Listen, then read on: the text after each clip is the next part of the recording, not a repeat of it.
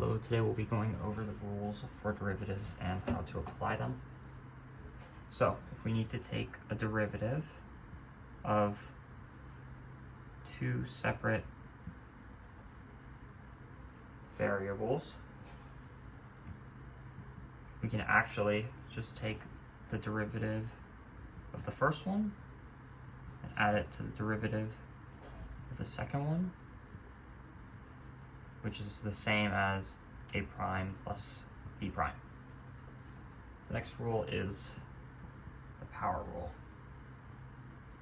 What this means is if we have any variable to some power, we'll call n,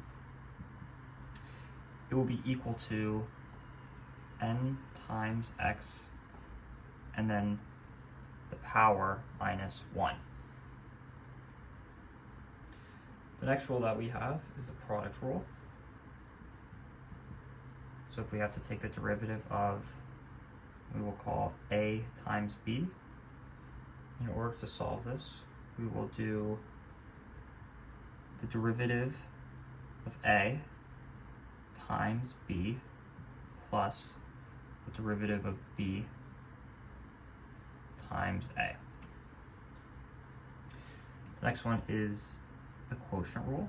So if we have to take the derivative of a over b, we will have to take the derivative of the numerator times the denominator minus the derivative of the denominator times the numerator.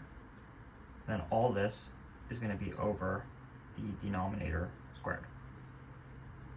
The next one is if we have to take a derivative of a constant, and this applies to any constant. Let's just say, in this case, we'll say 100. So the derivative of 100 or any constant will always be equal to 0. Next, we have the derivative of a variable just by itself, nothing with it, and this will always be equal to 1. And finally, we have derivative of e to the x, and the derivative of e to the x will always equal e to the x. So now let's see how we can apply this in some problems. Okay, so for this problem we're going to make use of linearity and the power rule. So we're asked to find the derivative of 5x squared minus the square root of x.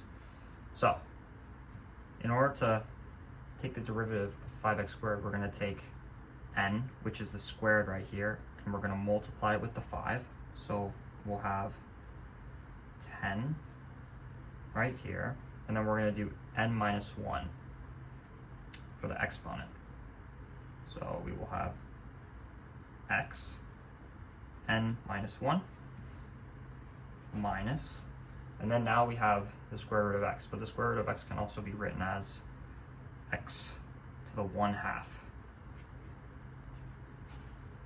So now we'll just simplify this. So we have 10x minus, so we took the derivative of this one, but we still have to take the derivative of the square root. So all we're going to do is multiply by n, which is 1/2. Keep the variable, and then subtract by 1.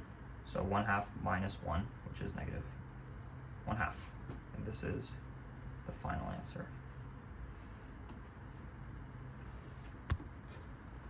Okay, so for this problem we're going to make use of the power rule, the derivative of e to the x being e to the x, and the product rule.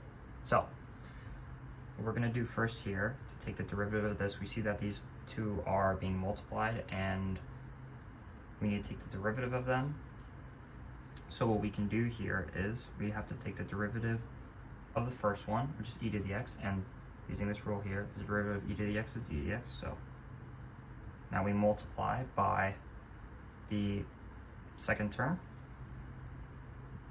And now we're going to add this all to the derivative of 1 over x, but 1 over x can be written as x to the negative 1. So we're going to use our power rule here. Negative 1 equals our n, as we can see right here. So we're going to multiply by that. So it's going to be negative 1 x, and then subtract n by 1, 2. and then we multiply by our first number right here, which is e to the x. So if we clean this up, we get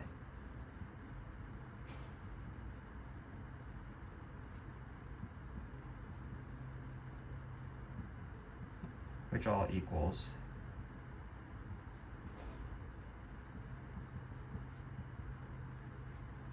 this is our final answer.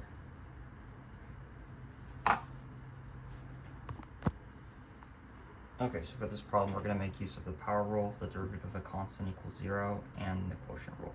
So, for the quotient rule, we have to take the derivative of the numerator, which is this, a.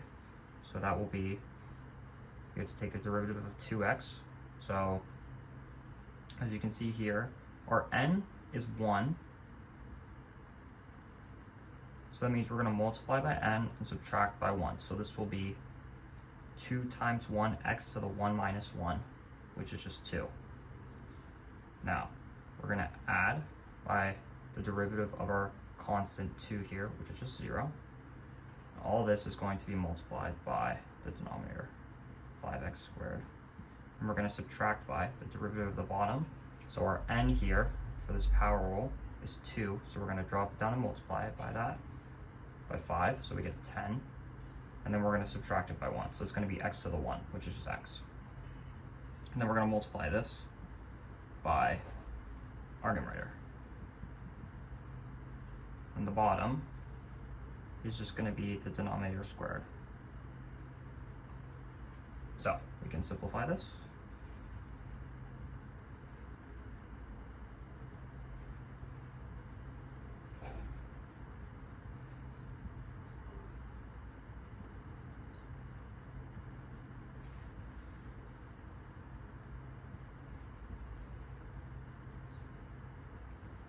Then we can multiply that negative through.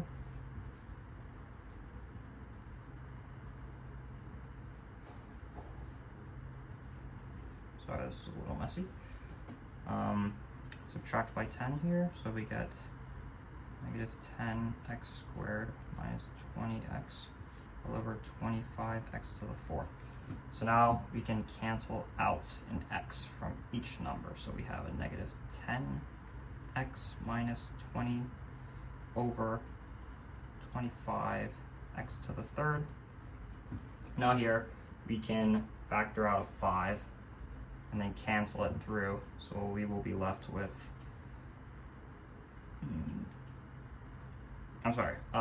cancel out a 5 and we will be left with negative 2x minus 2 over 5x cubed. And this will be our final answer.